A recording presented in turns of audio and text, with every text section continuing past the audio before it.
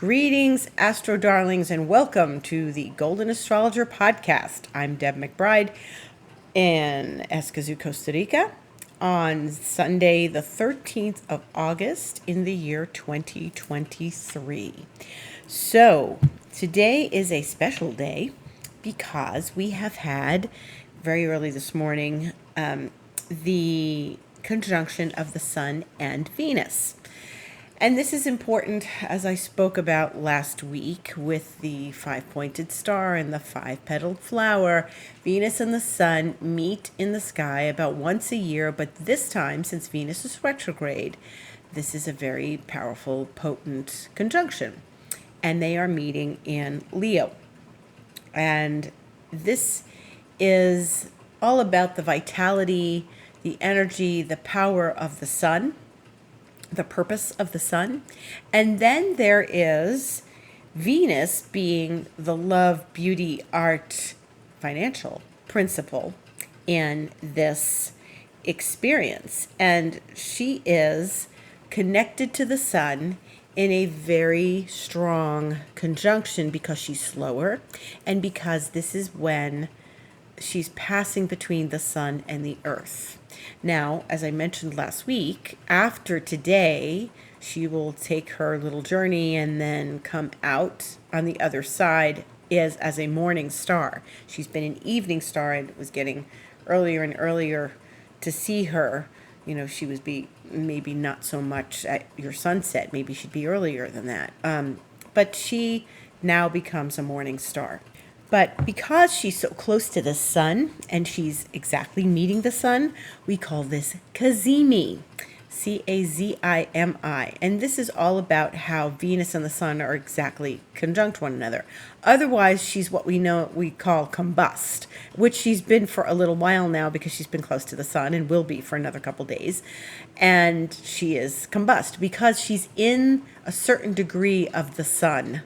You know, she's within a certain degree of the Sun, and that's hot, obviously. So it's like Venus gets enveloped in the flames of the Sun. So it's a little more potent Venus. It's maybe a little more spicy Venus. She is hot, and this is sizzling, and she is definitely in a very strong energy. So you may have felt things. Maybe things happened for you. Maybe there were moments yesterday that were very powerful, or today that were very powerful for you. Maybe there were emotions that came up for you. It could be also that people arrived in your life in a very interesting dynamic with you, like maybe you met some new people, maybe you were releasing old people. And in my case, so one of our neighbors who's been here a year, and he and his girlfriend are having a baby, so they needed to move to a bigger space. And not my neighbor that went to the wedding last week. This is directly across the door. And we've all gotten along really well. And I said, hey, the band is breaking up because they had to leave because they needed bigger apartment space for the new baby that's coming in November. And, you know, I was going out yesterday afternoon and spent some time with friends, and I wanted to say they were in the process of moving, and I went to say goodbye, and only the girl was there, and she said, oh yeah, they're moving and they're at the other place and they'll be back and forth. I said, okay, I wanted to say bye and stuff. And the guy had texted me the night before and said, I'm going to miss you. And I was like, oh, I didn't realize, how we had all really become friends. You know, I mean, there were days and weeks you don't see them because they're busy and you're busy and all, and I was busy. And then he said, I'm going to miss you. And I went over and I was talking to him for a little while. And then yesterday she said, oh, I hate goodbyes. I don't like goodbyes. And we gave each other a hug, and it was emotional. So I didn't expect that. I was more emotional than I expected. And so it was something. So there was something. Sometimes Venus retrograde makes us say goodbye to people. And I have seen things happen under Venus retrograde that were emotionally deep and complicated and sometimes releasing. You have to say goodbye to something or someone, or you might get some news that is not exactly what you want to hear. Now, I have had a variety of unfortunate circumstances come up when Venus goes direct. And, they were inevitable in those ways. But I've also had good things happen. I did say goodbye to New York City and my apartment in New York City. I left my apartment during the Venus retrograde of 2017, and I left it to, I packed everything up and shipped it, and then came back here because I had been here, and then I had to come back. I had to ship out everything from there.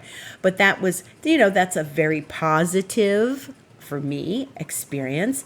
But leaving and saying goodbye to someplace I'd been for 20 years in that particular apartment. I'd been in New York longer, but that particular apartment I'd been in for 20 years, almost 21 years. And so this was a very strong, powerful thing. And it was moving, obviously. Moving emotionally and moving physically. But this is, we may have experienced something when, Venus and the sun met, and sometimes it's goodbye. And, but, you might have something really good happen and really good things come forward as Venus and the sun meet. So it's never one thing for everybody. It's you, it's your chart, it's everything. So however your experiences are and have been, that is something that you needed to contend with. And that's why it's a little difficult to predict. Perhaps this is not something that I would have necessarily expected for me. But the fact that they left yesterday and today was that Venus-Sun conjunction, yes, there was definitely going to be emotions. Now, the other thing is that I have felt a turning point here. I feel like this is now the second half of the Venus retrograde. The first half was the first 3 weeks, and now we've got another 3 weeks till Venus goes direct. And the thing is here that when Venus is now passing the sun like this, and they've met and they're moving in their respective directions, I felt a release of a lot of the tribulations that have been going on in the last several weeks. It was definitely complicated. There were definitely things going on.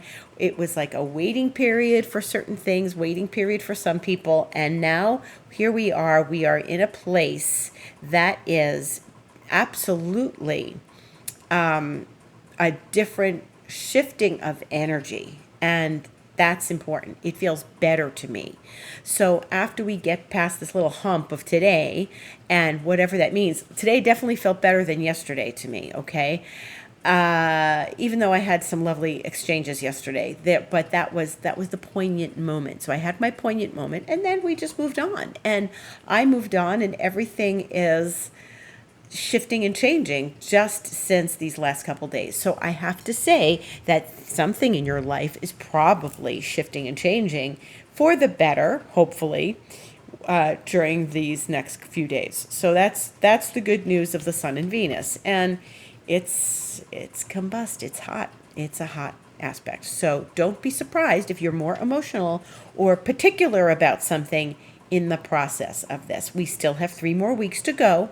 And that 3 weeks is really about, sorting out the rest of the emotions, the finances, the deep things that Venus wants us to look at during her backwards motion time.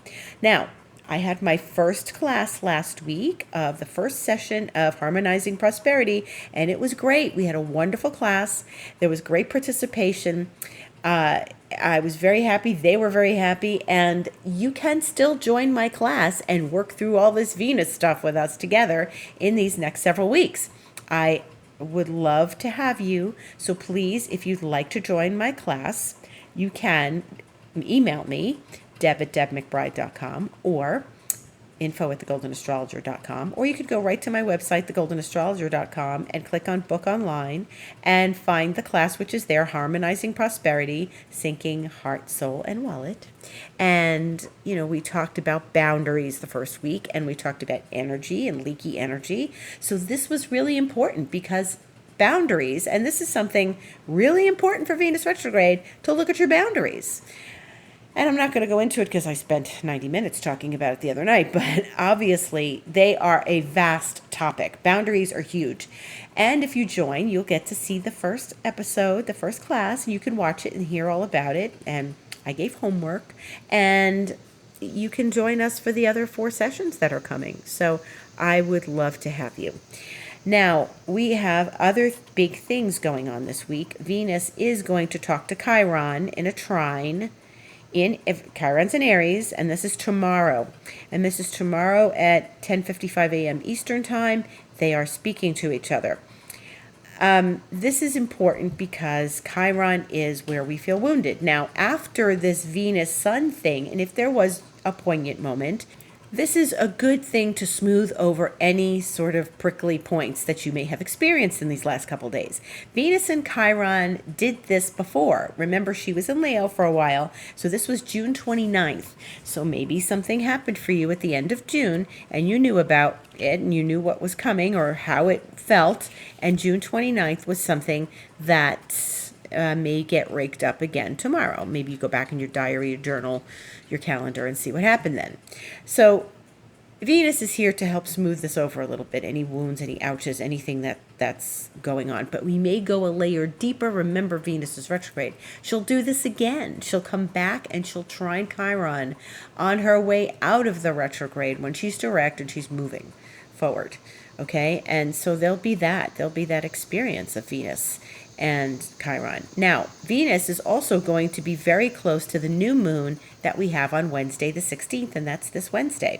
So there is a new moon, and that 2 week ago full moon, this is the other side of that. Remember, that was a full moon. It was in Aquarius. The sun was in Leo. This is the sun and the moon in Leo. And I really feel like this is a deep moment. Now, Venus and the sun have already met, but the moon and Venus are also going to meet. That would be on Tuesday, but the sun and the moon are meeting Wednesday, 5:38 a.m. Eastern Time.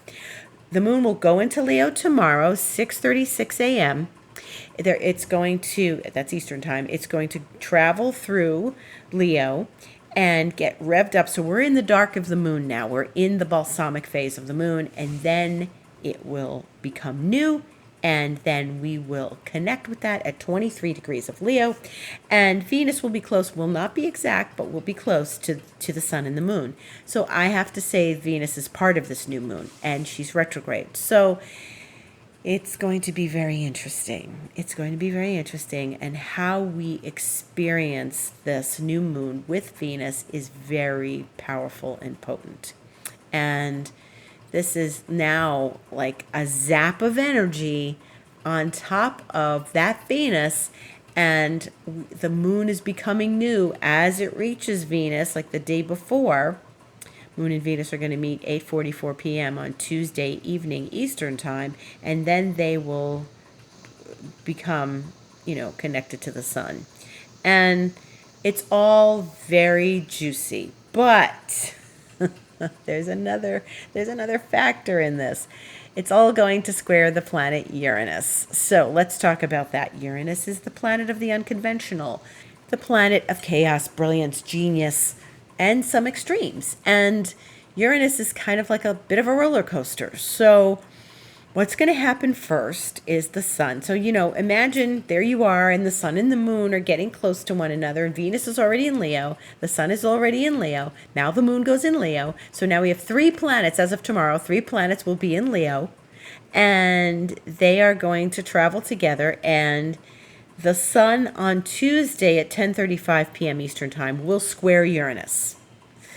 Venus already made her second square to Uranus. Remember last week I said there's stories evolving. These are stories evolving, stories that went back to the early part of July, and now we have another component, another chapter in the story. So what was that for you? Now the sun is coming. And if things were bumpy for you when that Venus squared Uranus, then you can be sure the sun is going to come and heal this. Even though it's squaring Uranus too, it's the sun, whenever it passes over something, usually heals something profound there, okay? So this is important because the sun is going to pass over that same place Venus was when it squared Uranus, and it's going to square Uranus just like Venus. This is a challenging relationship. Now, I'm going to step back to last week for a moment. I thought that those days prior to that Venus square Uranus were intense. I think it was a lot. I think last week was a lot. The first part of last week, then the square happened, and then we could breathe. I felt like we could breathe better after the square of Venus to Uranus. And I just sat down with myself on Wednesday morning. I was like, it was just so much. And I really felt that Venus-Uranus, but I'm a Venus-Uranus person anyway.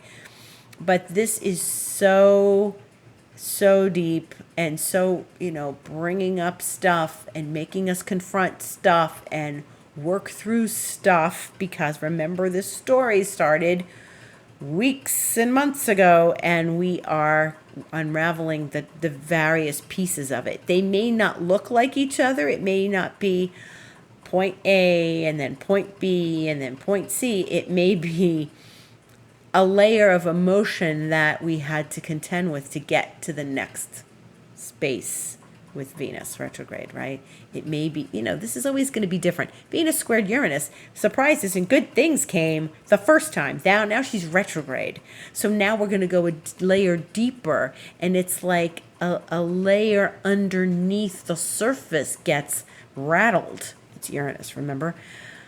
This is so deep and important, and emotions flowed as a result of that. So this was a very, I would have to say, sort of an intense resurfacing of old emotions that needed to get discarded, released. We don't need them anymore.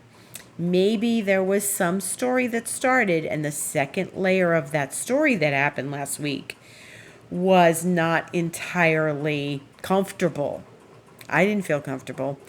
I don't think people felt comfortable. I think it was, I talked to my other neighbor who said, wow, this was a really intense week. I had so much to do. People were really busy. A lot happened in this last week. So I think there were some deeper emotions that we had to contend with.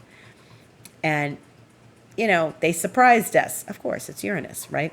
So as we move forward through this week and we get the sun squaring Uranus, hopefully there will be some healing energy. There may be a little bit more surprise and some other elements to that story. But then when we get to Wednesday, this new moon happens at 23 Leo, and Uranus is going to be at 23 Taurus.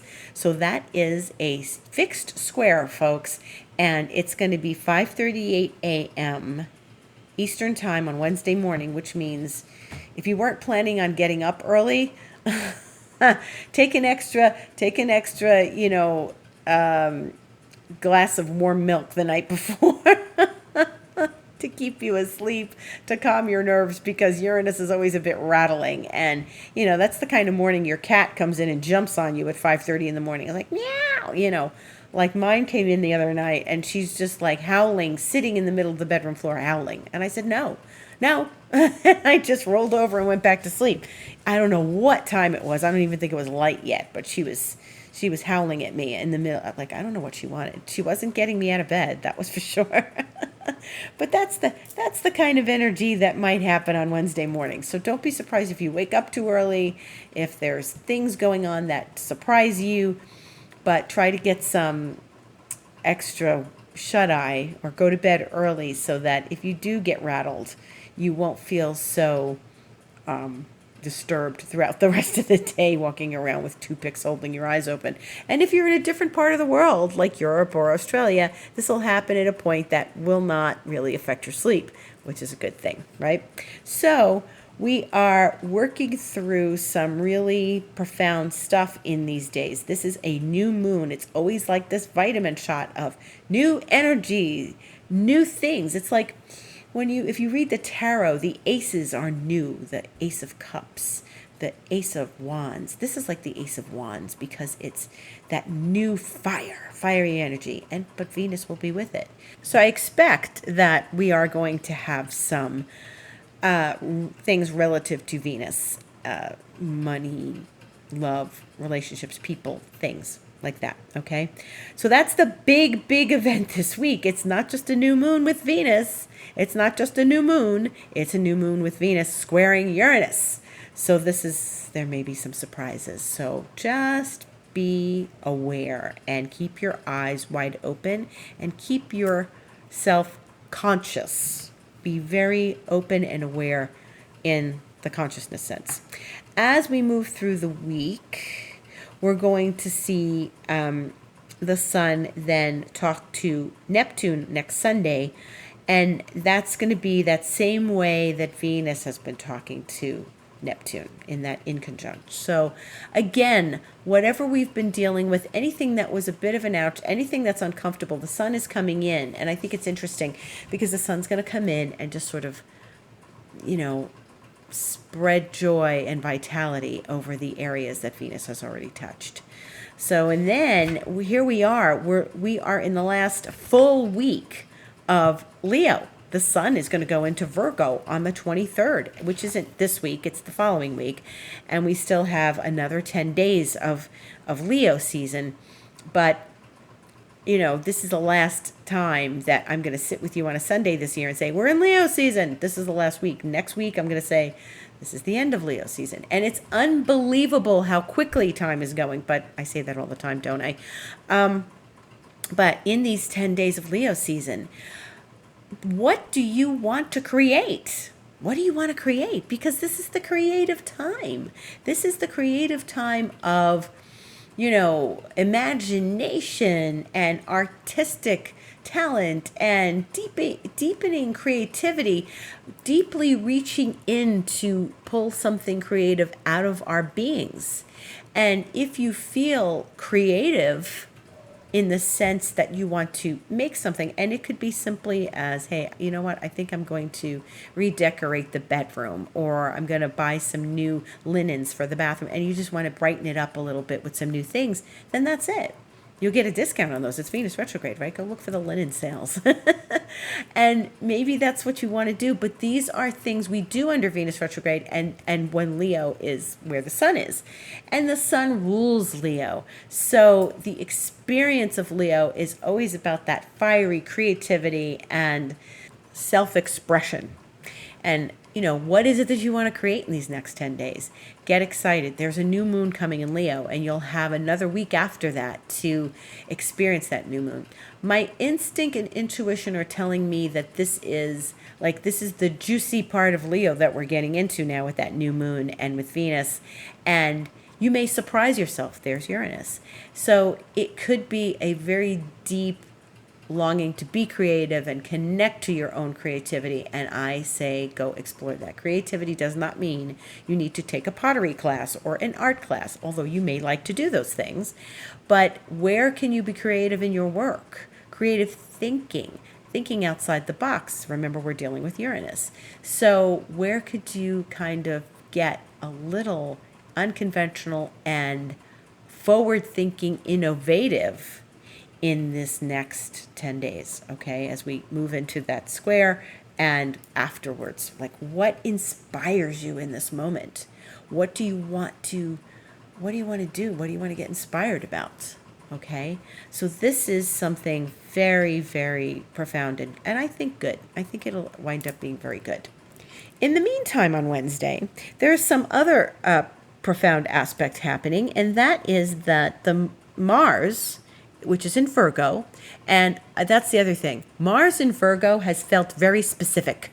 It was very specific. In these weeks, I feel like I'm learning more about the specifics of how to promote myself and my business and those kinds of things. And what specific things are you learning? Because that's Virgo loves specifics, details. And so we've got Mars and Mercury there in Virgo. And that's where Mercury will retrograde next week, the 23rd, the day the sun goes into Virgo. Okay, so we've got another 10 days till Mercury goes retrograde in Virgo, its favorite sign. So here we have that mercurial energy, that thinking energy, and Mars comes along this week in Virgo and makes a trine, a very flowing, lovely relationship to Uranus. They are both in earth signs. Mars trines Uranus. This is, and we're almost in a grand trine because Pluto is at the end of Capricorn, remember? And so we've got Mars, Uranus, Pluto. It's a little bit wide to Pluto, but I would have to say this is something, that we're looking at in a unique sense. And Uranus and Pluto are going to make that trine. As Uranus, not exactly, and not this year, but they're going to get closer to each other, and they're going to make that trine. And this Mars is sort of tying it together this week on Wednesday. So in addition to this square to Uranus, Mars is making a smooth aspect to Uranus. Now, Mars is the action-taking planet. Mars loves to step forward, initiate, take action, and in Virgo, it wants to work hard. So you might feel yourself working harder. You have the urge to work harder. You feel like you have been working hard, very committed and devoted to your work. And that's the thing about Virgo, they're loyal. And so whenever we've got a good amount of Virgo energy around in the skies, we are looking at loyalty. And when you think about it, your loyal employee, your loyal employee is going to work hard especially if they've got Virgo planets, And the loyalty of Virgo is important and is very deeply connected to work ethic.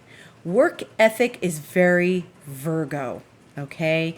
And that's why we've probably felt very inspired to work hard on things. Now, remember, there's all this creative energy still flying around the heavens, and then we've got this work-oriented energy. And so I think that they can sort of dovetail and support one another, especially since Mars is going to be trining the Uranus that the new moon and Venus are squaring.